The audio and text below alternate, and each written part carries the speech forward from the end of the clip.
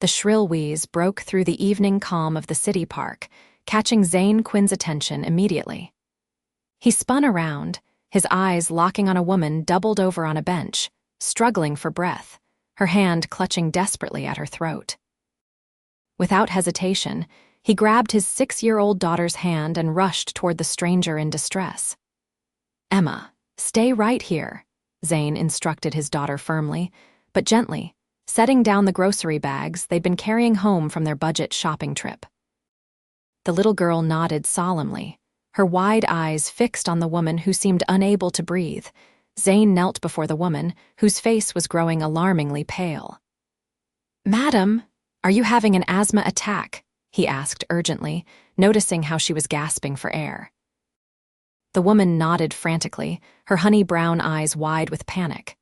She gestured weakly to her handbag, which had fallen to the ground.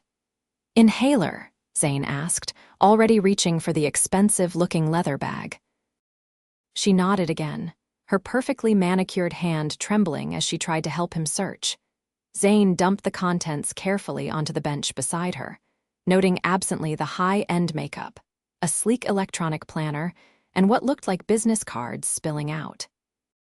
He found the inhaler immediately and handed it to her. She took it with shaking hands, but her coordination was off. Zane gently steadied her wrist and helped guide the inhaler to her mouth. "One puff, hold it." "That's it," he coached, his voice calm despite the rush of adrenaline. After 2 puffs, the woman's breathing began to ease, though she remained pale and trembling. "Should I call an ambulance?" Zane asked, his hand already reaching for his phone, an old model with a cracked screen. The woman shook her head, finally able to speak. "No, thank you." "I'll be okay now," she managed between still labored breaths. "I haven't had an attack this bad in years." Emma had inched closer, her small face serious with concern. "My daddy saves people all the time," she announced proudly. "He's a hero." The woman's lips curved into a smile as her breathing normalized. "I can see that," she said, her voice still raspy but stronger. "Thank you, truly. I'm Gabrielle Morgan." "Zane Quinn," he replied, helping her gather her belongings back into her bag. "And this is Emma, my daughter." "Hi, Emma," Gabrielle said, her smile warming as she looked at the little girl. "Your daddy really is a hero." Zane felt heat rise to his cheeks. At 32, with the weight of single parenthood and financial struggles constantly on his shoulders, it had been a long time since he'd blushed. "Anyone would have done the same," he said, noticing for the first time how striking Gabrielle was even disheveled from her attack. Her elegant features and warm eyes were captivating. "Not true," Gabrielle insisted, her breathing almost back to normal. "Most people would have walked by or just called 911 and kept going." She glanced down at her watch, a slim, undoubtedly expensive timepiece. "I've kept you both long enough. You must have places to be." "Just home," Zane said, gesturing to their modest grocery bags. "Thursday night is spaghetti night." Emma bounced on her heels. "With meatballs. Daddy makes the best meatballs." Gabrielle smiled again, and Zane couldn't help noticing how it transformed her face, softening the professional edge he'd glimpsed even through her distress. She was probably in her late 20s or early 30s, dressed in a tailored pantsuit that screamed success. "Well, I won't keep you from meatball night," she said. "But please, let me thank you properly. Perhaps I could buy you both dinner sometime." Before Zane could formulate a response, his pride wrestling with the genuine warmth in her invitation, Emma chimed in. "We're free tomorrow, right, Daddy?" Zane hesitated. Between his job as a construction foreman and raising Emma alone since his wife's death 3 years ago, his social life was non-existent.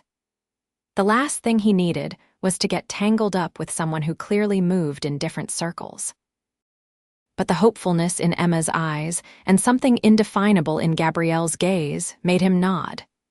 "Tomorrow works," he said, surprised at his own response. "But nothing fancy. We're simple folks." Gabrielle's smile widened as she pulled out her phone, the latest model. He noted, and they exchanged numbers. "Simple sounds perfect," she said. "I'll text you about the time." As they parted ways, Zane couldn't shake the feeling that something significant had just happened. He hoisted their grocery bags, took Emma's hand, and continued their walk home to their small apartment, trying to ignore the way his heart had quickened when Gabrielle smiled. The next evening, Zane stood before his bathroom mirror, scrutinizing his reflection. He'd trimmed his beard, put on his least-worn jeans, and a blue button-down shirt that Emma had once said made his eyes look like the sky. His daughter sat on the closed toilet lid, swinging her legs and chattering excitedly. "Is Gabrielle your girlfriend now, Daddy?" She asked, not for the first time. Zane chuckled, ruffling her dark curls. "No, pumpkin, she's just someone who wants to say thank you for helping her yesterday." "But she's pretty," Emma persisted, "and you look at her like you used to look at Mommy in the pictures." Zane's hands stilled. Sometimes Emma's perceptiveness caught him off guard. "She is pretty," he acknowledged carefully. "But grown-up relationships are complicated. Now, are you ready? We need to leave in 5 minutes." They met Gabrielle at a casual Italian restaurant, not the cheapest place in town, but nowhere near as upscale as Zane had feared she might choose.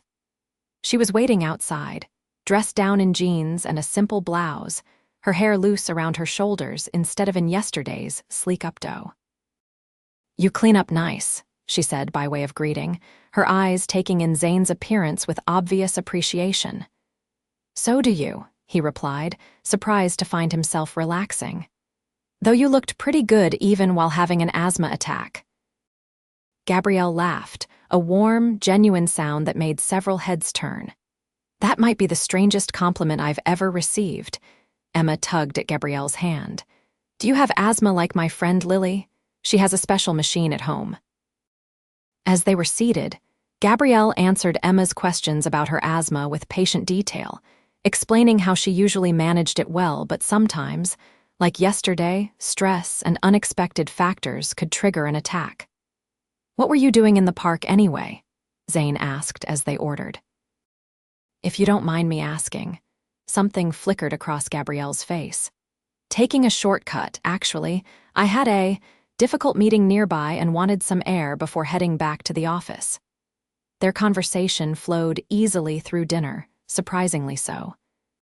Gabrielle asked questions about Emma's school and activities, genuinely interested in the 6-year-old's animated responses. When she learned that Zane worked in construction, she didn't show the dismissive response he'd half expected. "My father was in construction," she said, twirling pasta around her fork. "Started as a laborer and worked his way up. He always said it was honest work that built the world." "It pays the bills," Zane said simply. "And I get to see tangible results at the end of the day. What about you?" "What do you do?" A shadow passed over Gabrielle's face so quickly he almost missed it. "I'm in corporate management," she said vaguely. "Lots of meetings, spreadsheets, people problems, nothing as concrete as what you do." As the evening progressed, Zane found himself increasingly drawn to Gabrielle. There was something refreshing about her, despite the hints of an affluent lifestyle. She listened intently to his stories about job site mishaps and Emma's school adventures, laughing in all the right places and offering thoughtful responses. When the check came, Zane reached for it, but Gabrielle was faster. "This was my thank you dinner, remember?" she said firmly. "At least let me leave the tip," he countered. She considered him for a moment, then nodded. "Deal." Outside the restaurant, there was an awkward moment as they prepared to part ways. Emma, tired from the excitement and a full meal, leaned against Zane's leg. "I had a really nice time," Gabrielle said softly. "Both of you are special." "We're pretty ordinary," Zane replied with a small smile. "But thanks for dinner. It was great to talk to someone over the age of 6 for a change." "Hey," Emma protested sleepily, making them both laugh. Gabrielle hesitated, then said, "I'd like to see you again, both of you." The request caught Zane off guard. Women like Gabrielle didn't typically look twice at single dads living paycheck to paycheck. "I'd like that too," he admitted, surprising himself with his honesty. "But I should warn you, my life's pretty packed between work and Emma." "I understand busy," she said. "But I'm willing to work with your schedule if you are." They agreed to meet that Sunday for an afternoon at the zoo, Emma's excited suggestion that neither adult could refuse. As Zane tucked Emma into bed later that night, she asked drowsily, "Is Gabrielle going to be our friend now?" Zane smoothed her hair back from her forehead. "I think so, Pumpkin. Would you like that?" "Uh-huh," Emma mumbled, already drifting off. "She smells nice and she listens really good." Lying in his own bed later, Zane found himself unable to sleep. Gabrielle was undeniably attractive, intelligent, and kind qualities he hadn't allowed himself to notice in a woman since losing Emma's mother. But there was something else about her, something she seemed to be holding back. And the practical side of him couldn't ignore the obvious differences in their lives. The watch she wore probably cost more than his monthly rent. Her corporate management job likely paid more in a week than he made in a month. Still, he couldn't deny the connection he'd felt, or the way her laugh had awakened something long dormant inside him. Sunday arrived with perfect weather, and an unusually excited Emma, who had changed her outfit 3 times before settling on her favorite polka dot dress. "You really like Gabrielle, don't you?" Zane observed as he helped her with her shoes. Emma nodded vigorously. "She's nice and pretty, and she doesn't talk to me like I'm a baby." "Those are good reasons," Zane agreed, realizing that his daughter's assessment was spot on.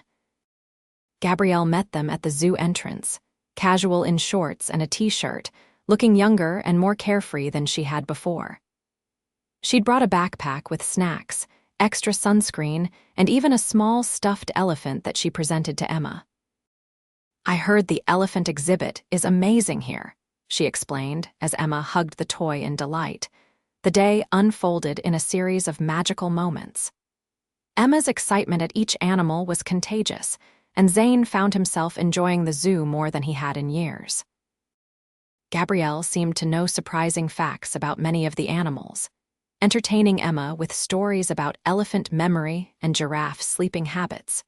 During a quiet moment, while Emma was engrossed in the penguin exhibit, Gabrielle leaned against the railing beside Zane. "She's an amazing kid," she said softly. "You've done a wonderful job with her." "She makes it easy," Zane replied, though the compliment warmed him.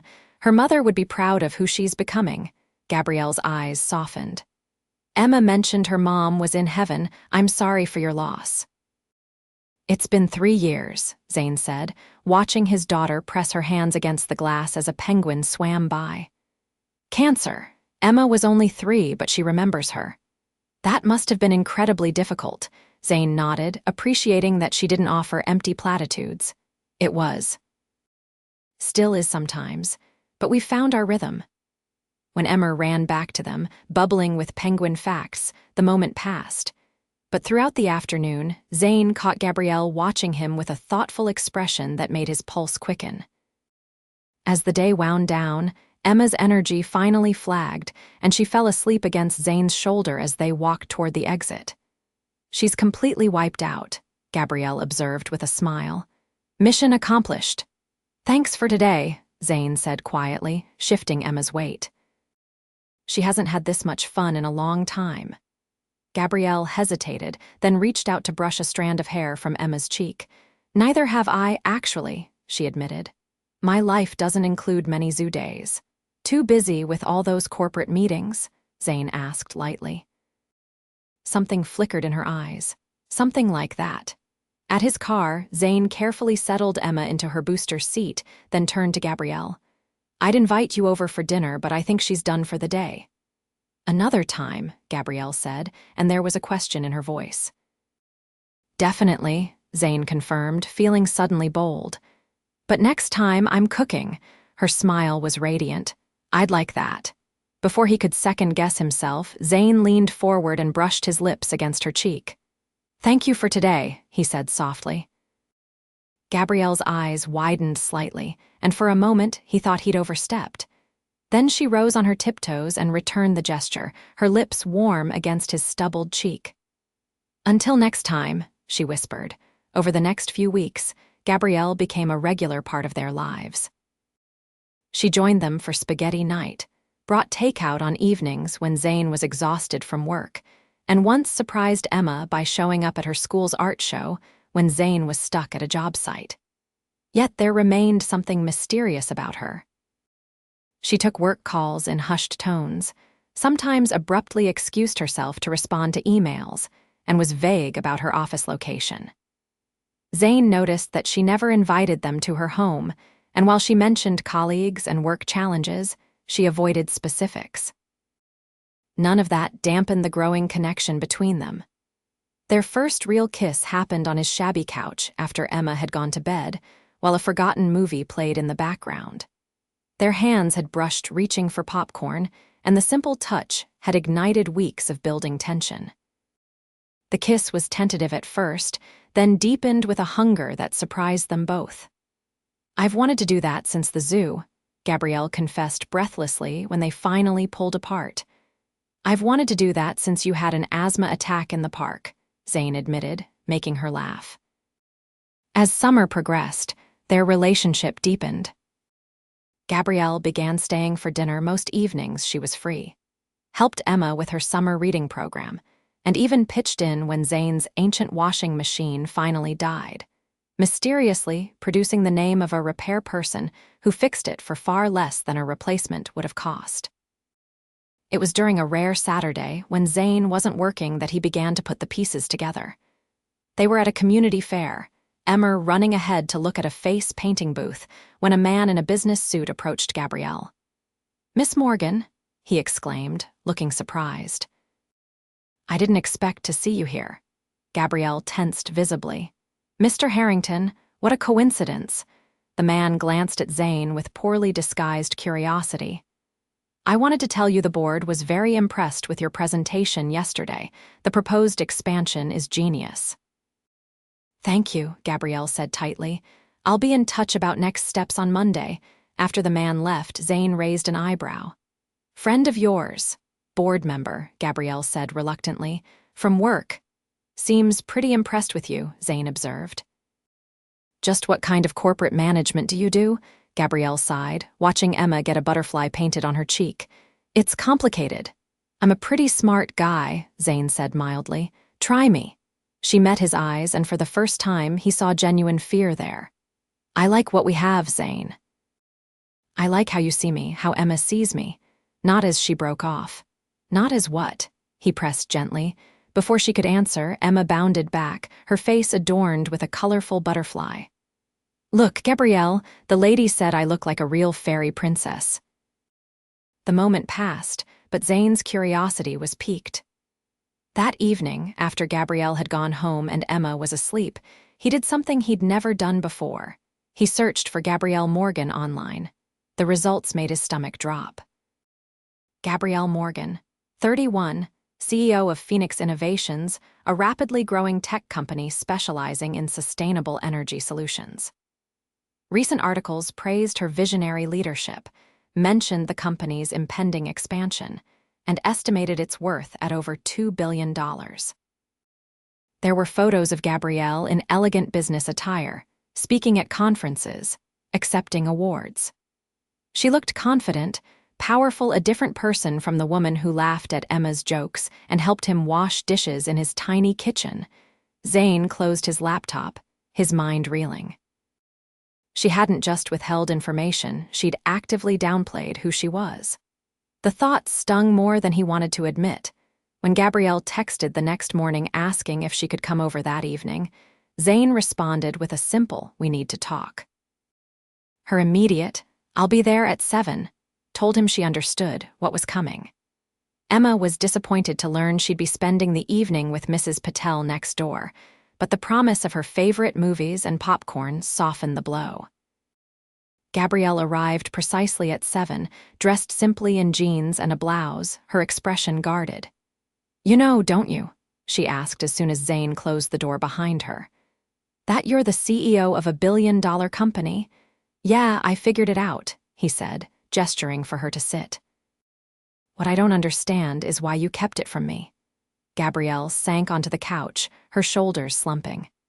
"At first, it was because I was just grateful to you for helping me, and I didn't want my position to complicate a simple thank you dinner." Then, when I got to know you and Emma." She looked up at him, her eyes vulnerable. "People treat me differently when they know who I am. They either want something from me or they're intimidated by me. With you and Emma, I was just Gabrielle." Zane remained standing, trying to process her explanation. "So you thought I would ask for money, try to take advantage of you?" "No," she said quickly. "Not intentionally, but it changes things, Zane. You can't tell me it doesn't." He ran a hand through his hair in frustration. "What changes is that you didn't trust me enough to be honest. We've been seeing each other for almost 2 months. You've become important to Emma, to me." "And you've become important to me," Gabrielle insisted, rising to her feet.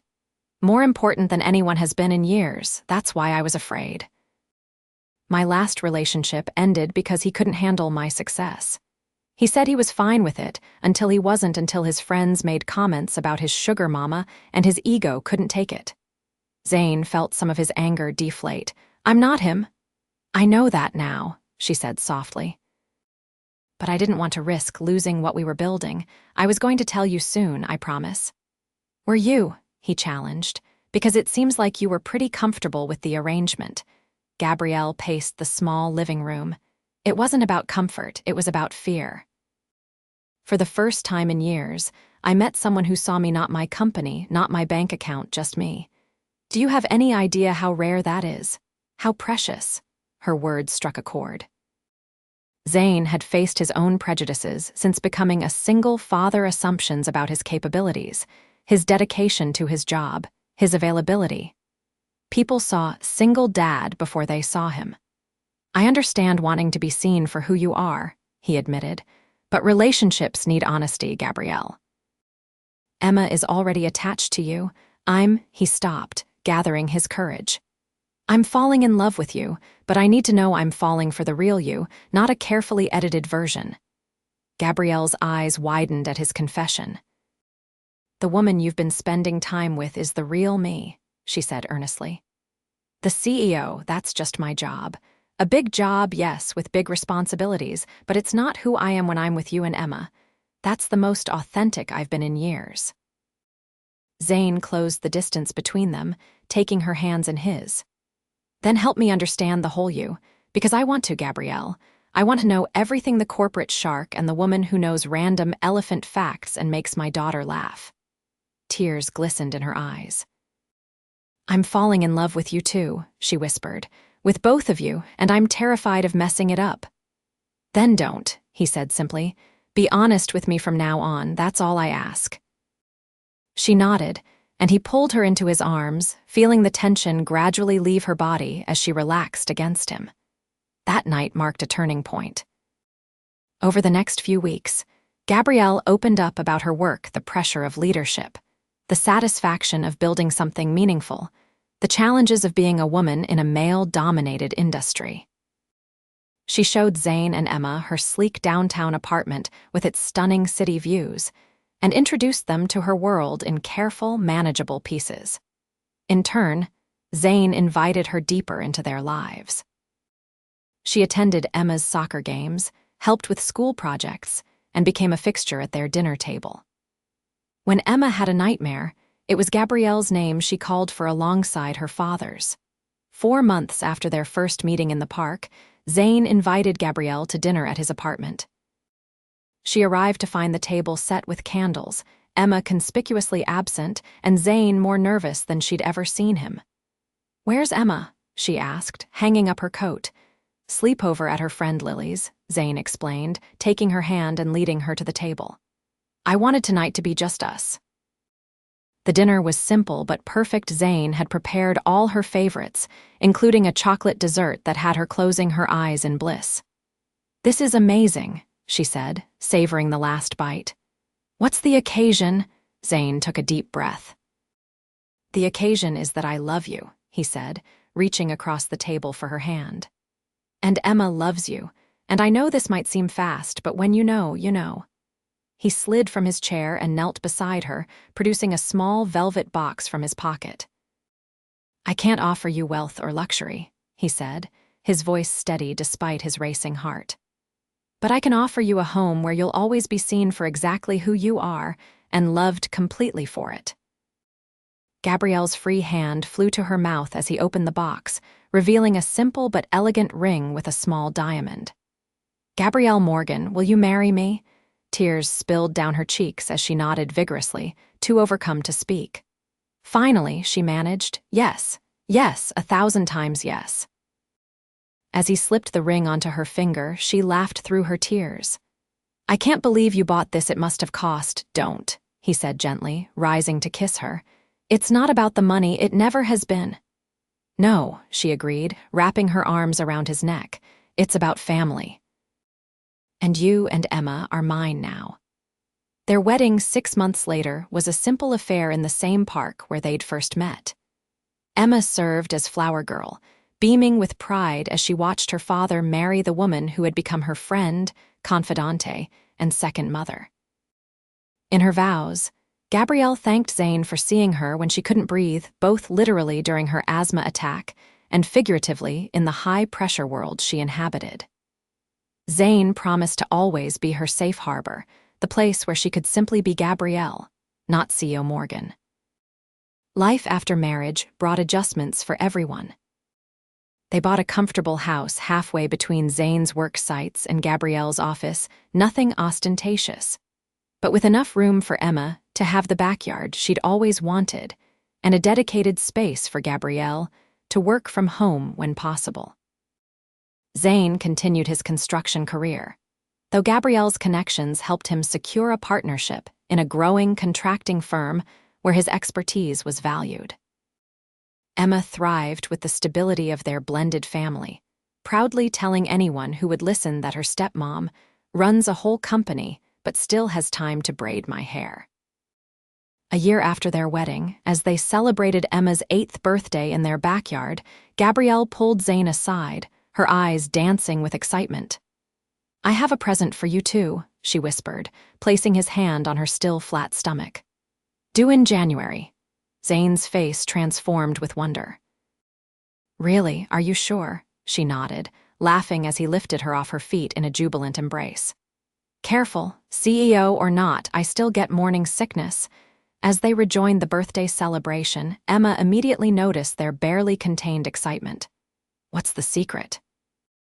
she demanded, hands on her hips in a pose remarkably similar to Gabrielle's boardroom stance. Exchanging glances, they decided there was no better time to share their news. When they told her she would be a big sister, Emma's squeal of delight was louder than all the party noise combined. Later that evening, with Emma finally asleep after the excitement, Zane and Gabrielle sat on their porch swing, his arm around her shoulders as they gazed at the stars. "Did you ever imagine this would be your life?" Gabrielle asked, nestling against him. "When you helped that woman having an asthma attack in the park," Zane smiled, pressing a kiss to her temple. "Not in my wildest dreams, but I wouldn't change a single moment of how we got here. Not even when you found out I'd been hiding my identity," she teased. "Especially not that," he said seriously, "because that's when I knew for sure." "Knew what?" "That you weren't falling for me because I was safe or convenient. You were falling for me despite all the reasons you shouldn't."